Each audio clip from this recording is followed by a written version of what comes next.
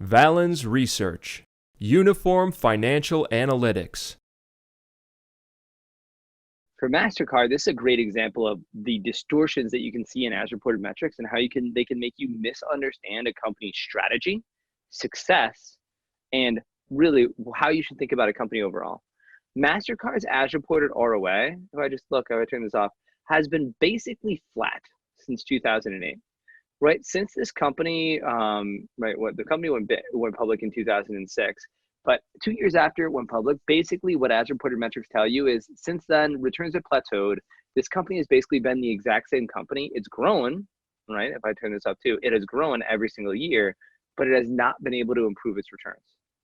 In reality, what we can see is that was fair for the first 10 years, right? Well, for the first 8 years, right? From 2008 to 2016.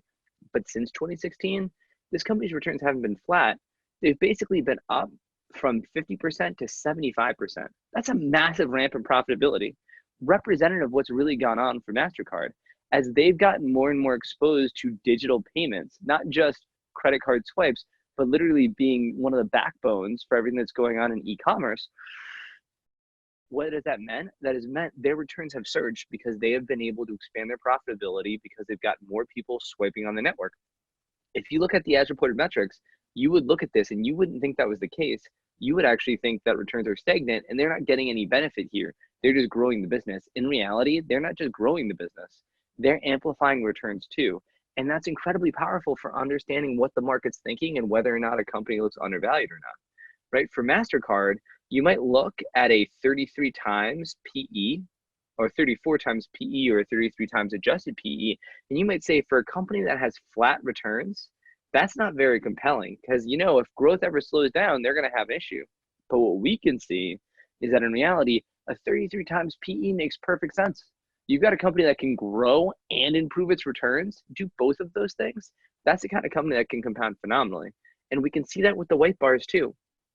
Right, looking at the white bars for MasterCard, what we can see is the market is pricing in returns to expand. And when we stop and we think, we can say, hey, you know what? That makes sense. The market's expectations look reasonable. Do we think that MasterCard is massively undervalued? No. But do we think that MasterCard as a 33 times PE company with stagnant ROAs should imminently be dropping because it's overvalued? Of course not.